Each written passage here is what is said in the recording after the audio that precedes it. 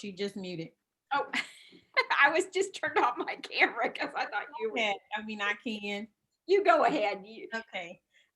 We want to welcome with us today Kristen Perez-Rickels, who works in our federal programs department at the State Department, and she is going to speak with us today about supporting students with challenging behaviors. If you haven't already, please drop your name and program or school district in the chat for us. We do keep that. The presentations will be posted on our webinars site, so you'll be able to go back and review this information that Kristen will share with us today. If you have any questions, also put those in the chat, and we will be monitoring that for her to make sure that your questions get answered. When Kristen starts, she will reintroduce herself and tell you about a little bit about herself before she gets started. But at this time, I will pass the baton to you, Kristen, and thank you all for joining us for our last webinar of this school year 21 season.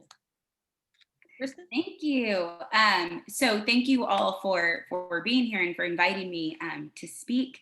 I'm going to apologize because I'm in kind of a flux space right now in my parent-in-law's house. So you may hear dogs barking or some background noise. And I appreciate everyone's understanding and flexibility.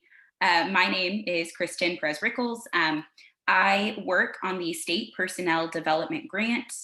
It's a very long name, but essentially what we do is promote and assist schools in implementing multi-tiered systems of support.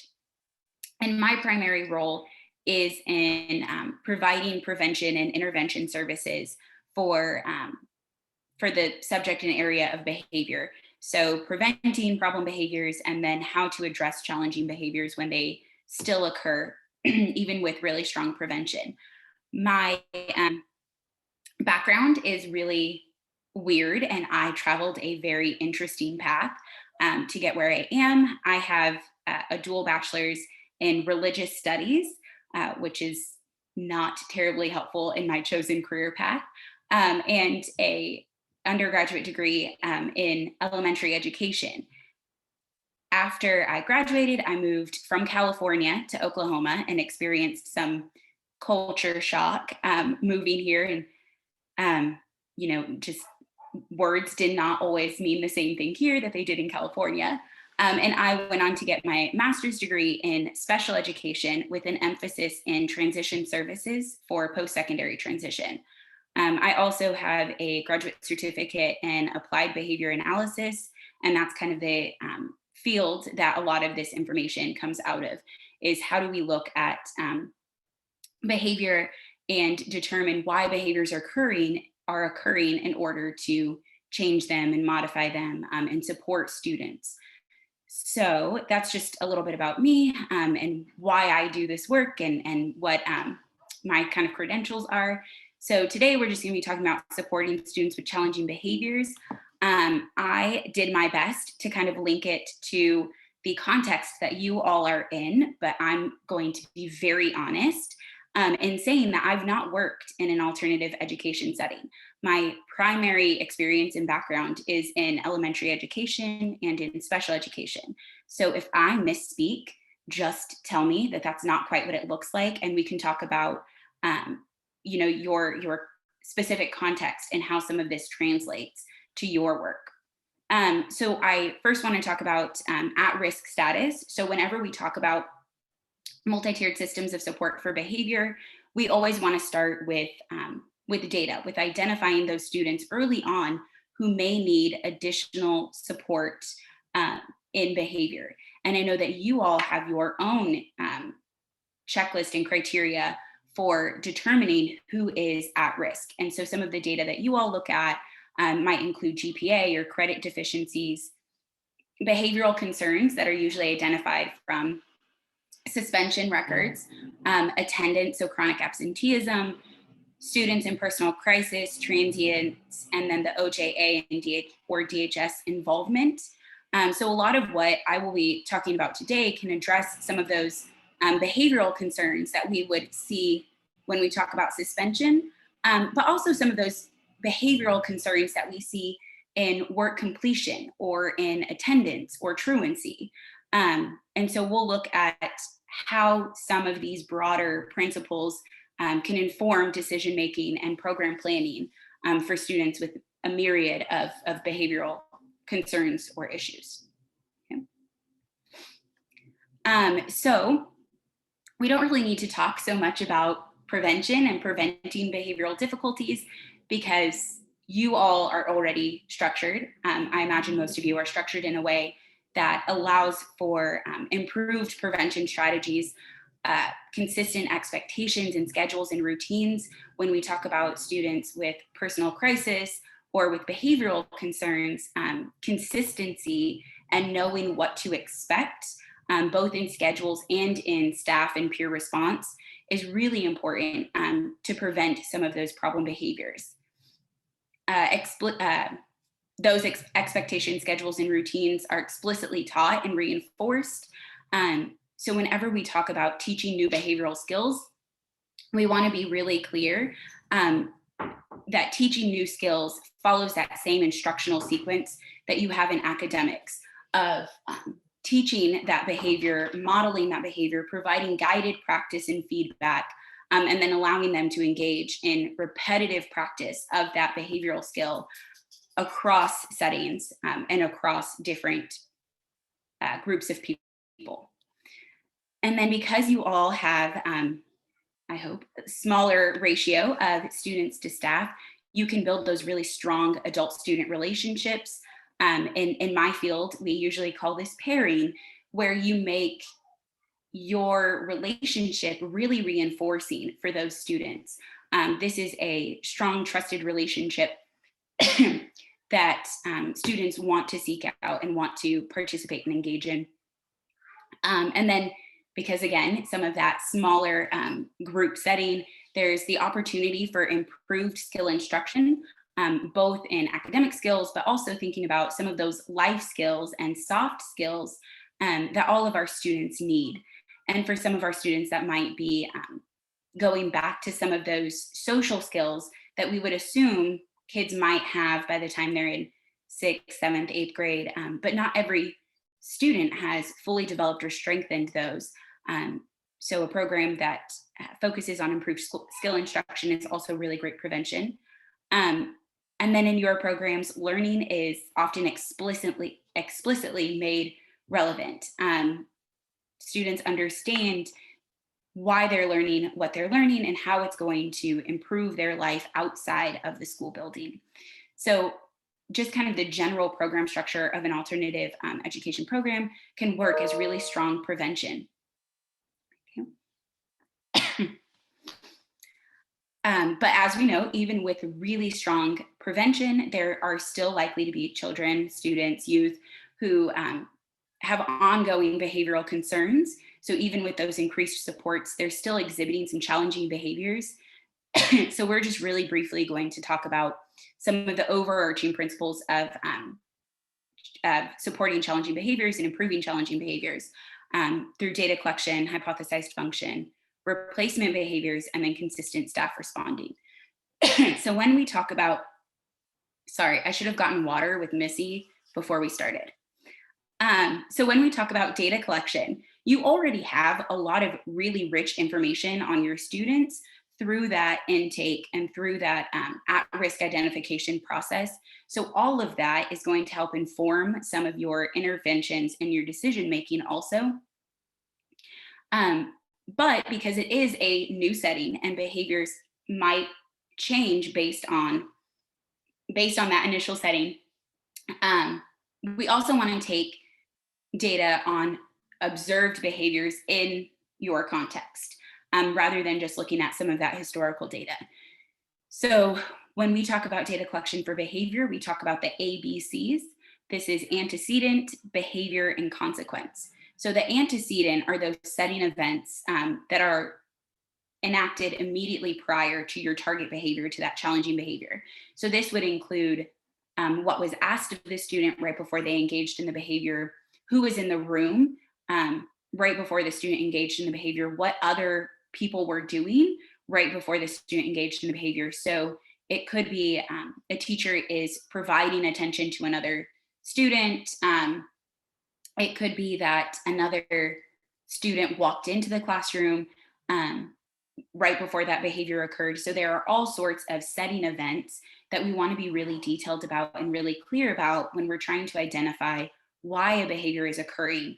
And we need to know why it's occurring so that we can appropriately address and support and intervene. So the setting events are anything, how it feels in the room. If you think it's a child with sensory concerns, so, is it too cold, too hot? Is it too loud? Was a demand given, a task given to the student for the behavior? Were they asked to do something? And if so, what were they asked to do? Was it a math problem or English problem, or were they asked to engage in this specific social skill? So we want to be super, super detailed when we talk about those antecedents, because that'll help us identify what those behavioral triggers are for our students. And then the behavior is just any observable behavior to be targeted. And the reason we say observable is because we really want to focus on what we can control and what we can help modify. We can't change how a student feels. So when we talk about a behavior, we don't want to say they were agitated or they became anxious or angry. We want to talk about how that manifested. What did that look like in their behavior? So if you have a student who gets angry, what does that look like? Does he start yelling at other students? Does he start snapping pencils? What is that observable behavior that we can use to change, that we can alter to be something more appropriate? Okay, because it's totally acceptable to be angry, but it's not acceptable to yell at somebody else. And so we want to find what that replacement might be. You can be angry, but here's how you can work through that. Here's what your behavior can look like when you're angry. And then the consequence is not what we think of when we talk about consequences. It's not necessarily punitive or bad. When we talk about consequence in behavioral data collection, we're just talking about what was the result of the behavior. So after he started yelling at another student, was he removed from the classroom? Or did he go and sit in the principal's office?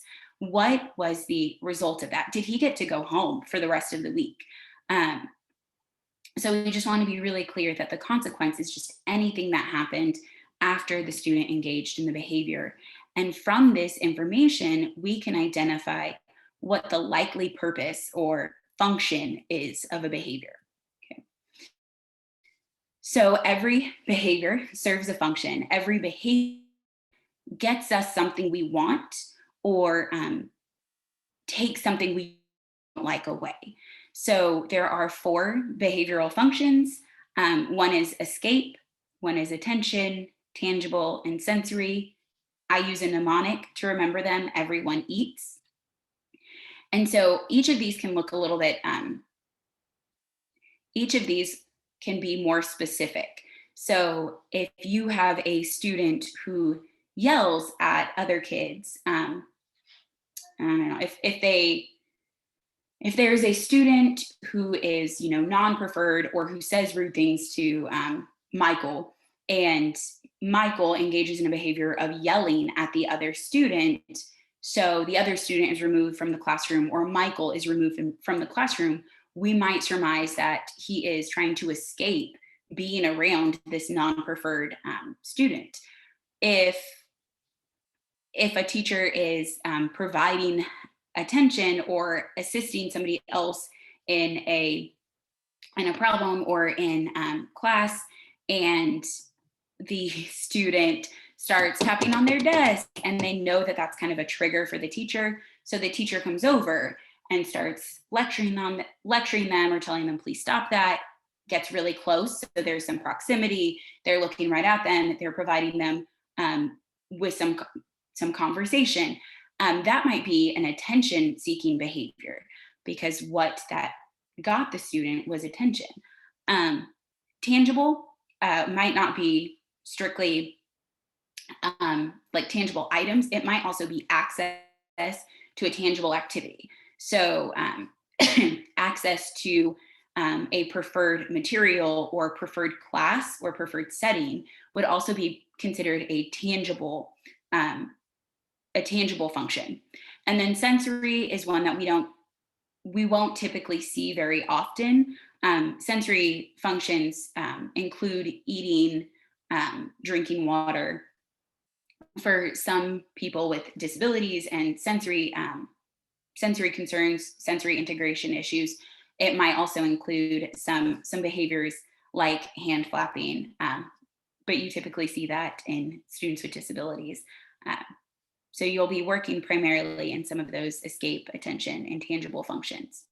And so the reason we spend so long talking about function and trying to identify function is because when you're supporting challenging behavior, you're going to use that function to identify and teach a replacement behavior. Okay. So if you have a student that is engaging in verbally aggressive behaviors, yells at the teacher, and gets really close into the teacher's face and curses, whatever that behavior might look like, we're going to look at what the purpose of that behavior is first before we identify a new behavior. So instead of teaching the student how to I'm trying to think of how to say this, how to speak in a lower volume or, showing them proper distance, we're going to think first about what is that behavior getting the student. Does the student actually just want to tell the teacher that they're, an F and B, or are they trying to get out of class? Are they trying to escape whatever task demand was given to them? Are they trying to escape that person? Do they not find the person reinforcing or not want to be around that person? So we want to identify what purpose that behavior is serving, because then we can teach them a replacement behavior that still gets them that function, that still gets them that purpose, but in more appropriate ways. So if you have a student, and this is probably a younger student, but it could be older. If you have a student who every time they're given a math assignment, tears it up and throws it in the trash, or sits and does not engage with the material, and so instead of keeping that demand on them and making sure that they still complete the math, if instead you let them move on to the next subject, that function might be escape from math assignments, because it's serving the purpose of getting them out of having to do something they don't want to. They're escaping those math assignments. And so what we would do is identify this is escape from math. We would make sure that the student has the skills necessary to engage in the replacement behavior of completing the math assignment. So is the math on the correct level for the student? Do they have the necessary skills to complete it? And so we would address that skill deficit first. If the student does have the necessary skills to engage in and complete that assignment, then we would look at how do we provide them with escape in an appropriate way. So we might give them reinforcement for completing 2 of the problems. So first do 2 problems, and then you can take a break in the principal's office, or take a break in this buddy classroom for 5 minutes.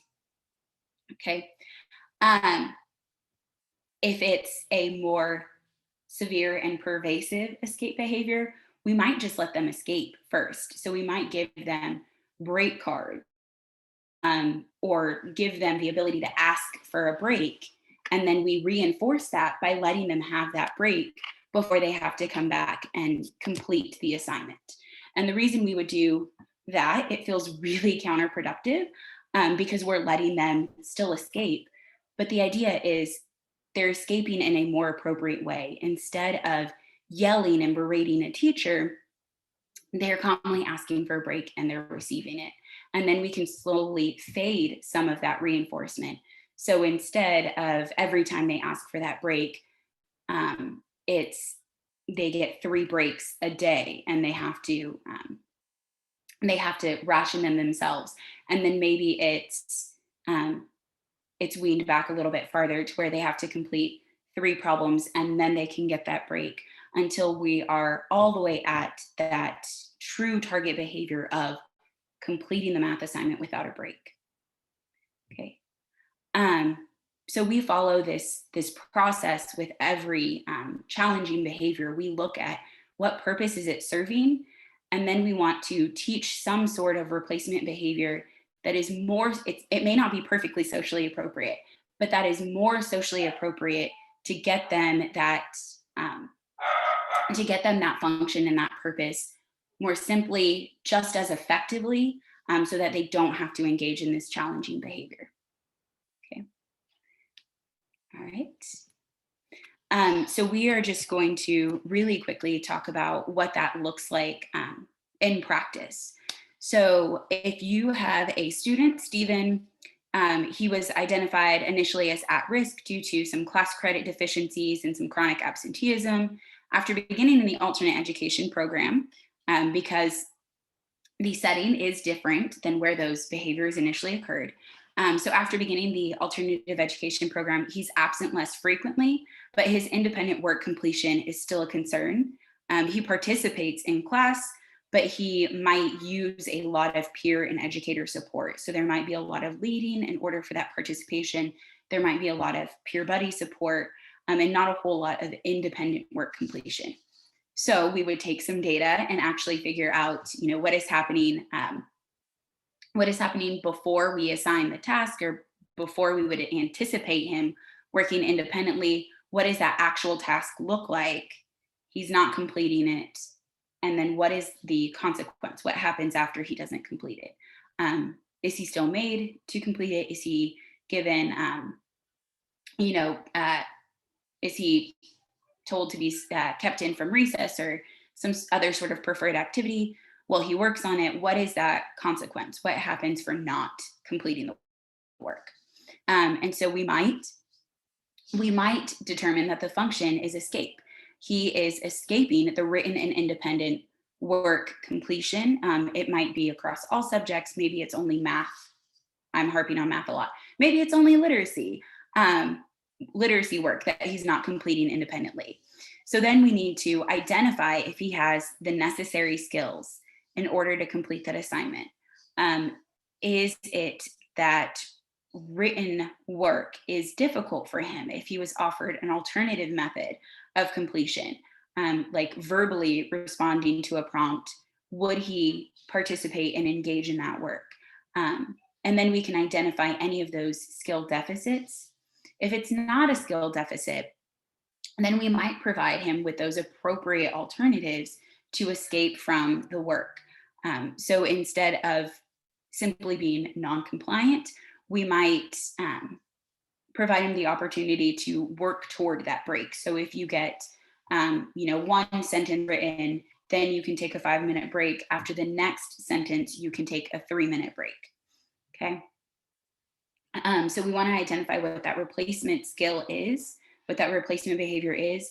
And then when he engages in it, in the very beginning of intervention, we want to reinforce it as frequently as possible.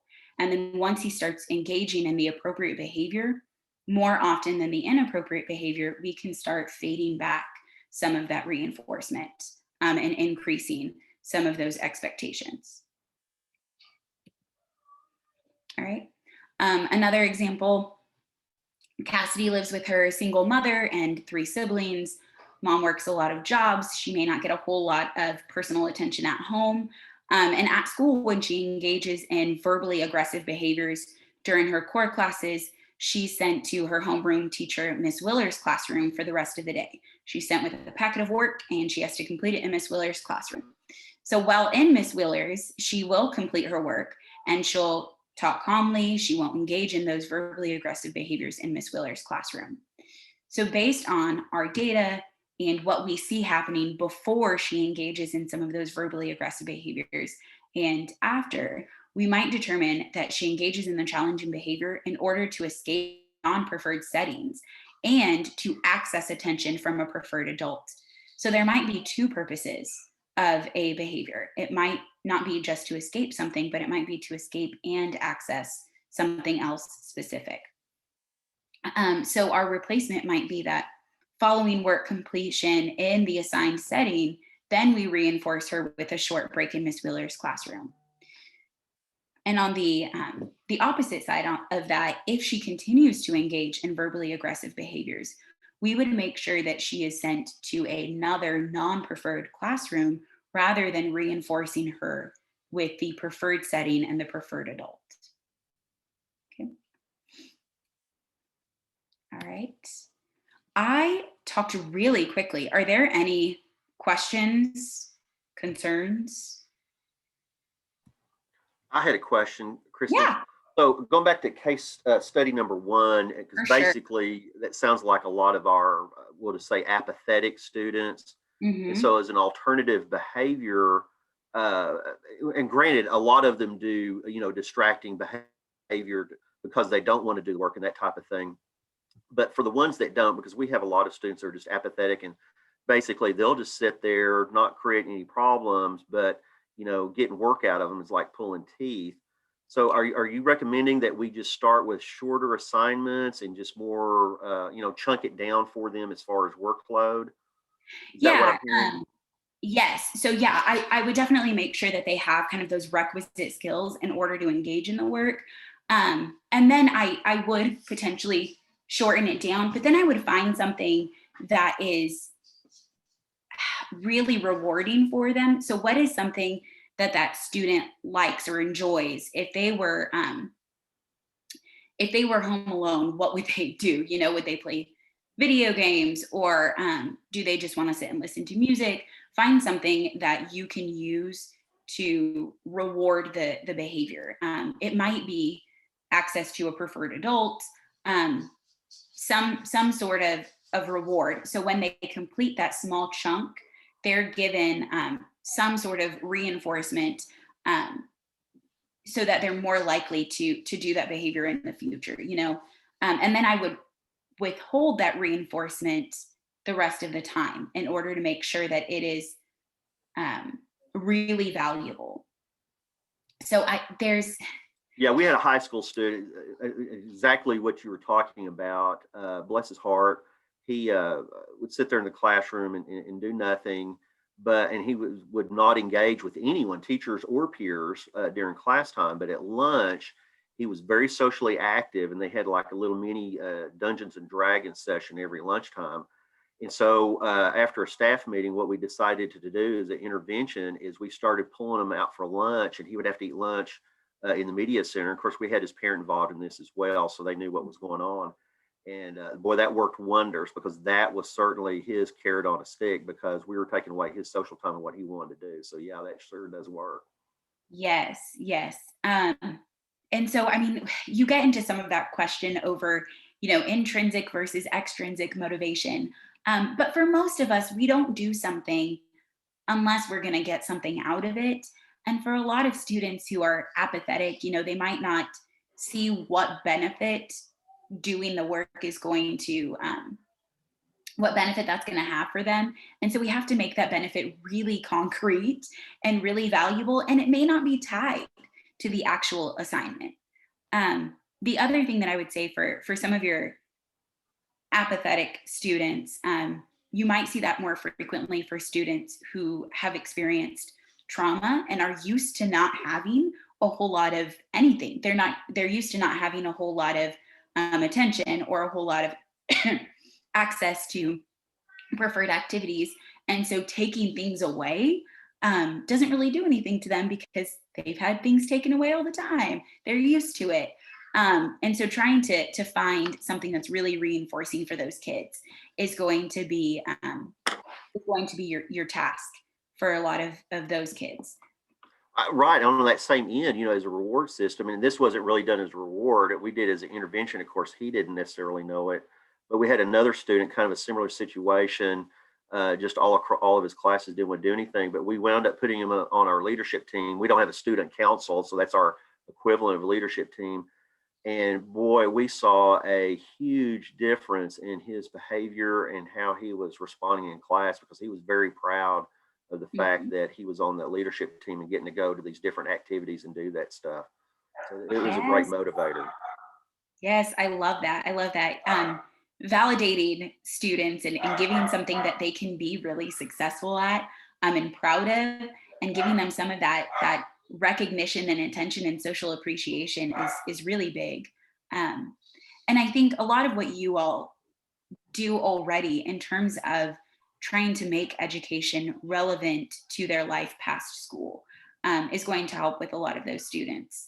If you can make it really clear that this has an external benefit outside of school, that'll really help as kind of a prevention. If you have conversation with students about what they want from life outside of high school and once they graduate high school, and you can tie your activities and your instruction back to that, that will be more meaningful and more reinforcing for those students.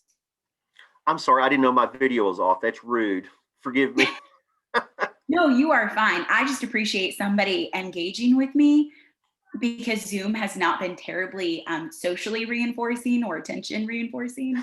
So, were there any other questions, comments, concerns? No? Okay. This is my California in me, Missy, that I talk very quickly. So I'm sorry. No, I wanted to just tell you that I love that you put case studies in. Because that's how I learn so Mhm. much. And so thank you for putting those in because that's the type of learner I am.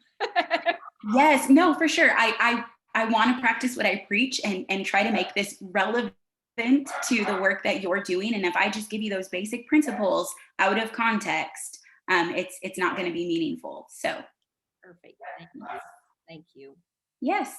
The last information that I just have are some other resources on intervention, specifically behavioral intervention and prevention. I work on the grant that implements the Oklahoma Tiered Intervention System of Support. And so you can visit our website to see more guidance and information on behavioral supports for students. One of our behavior consultant on the grant is Dr. Marianne Shepard, and she has created a website that houses videos and tangible resources sharing information around behavioral intervention. She does a new series each month. And actually this next year, we're going to have a month-long series on post-secondary transition planning and what some of behavioral intervention looks like in secondary schools.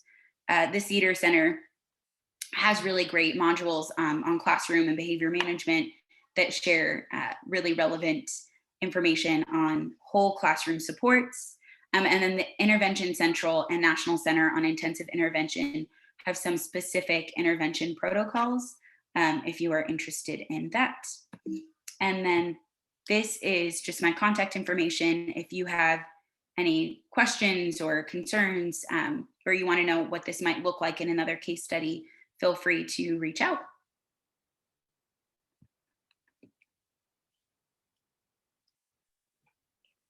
Thank you so much, Kristen. I too, Missy, love the case studies because I don't think we have 34 people on this call. I don't think there's anybody probably on here who didn't put a name to those case studies and switch them out. Just like Hart said, hey, I got somebody that is just like that. And even when I was in the classroom and administrator, it's like, okay. And I love that you talked about escape, not physically just running away, because we think about that. They just want to get out of here, but they also want to get out of activities. They want to get out of escape something. So looking at it from that view is a different perspective from what is, traditionally believed about those things. So everybody eats. I will never forget that. Great. All right. Well, I will stop sharing now. Do we have any questions for Kristen while we have her? Kristen, if you would drop your email in the chat, we will be sharing her presentation on the webpage, and I dropped it in the chat earlier. We can redo that again, but on our OSDE page dedicated to the webinars, you can always access those. If you feel like you missed one or didn't get to sit in on one, go back and review those, or even share them with your staff when you get back. And if you're having a staff meeting or you want to refer them as some professional development for them to go back and watch. You know, you have that teacher that you're working with. You just can't get them to stop jumping straight to behavior and not considering the antecedent. Have them go back and look at this presentation and hear it from someone else. And we all know that the neighbor tells our child to stop jumping on the fence and they immediately quit. And we've been telling them their whole lives, get off that fence. So it's great to hear it from someone else sometimes. Any questions on a Wednesday? Well, you have our contact information. So please do reach out anytime you guys have questions. We really appreciate it. And if there's nothing else, we will, like my deputy superintendent says, give you back some time.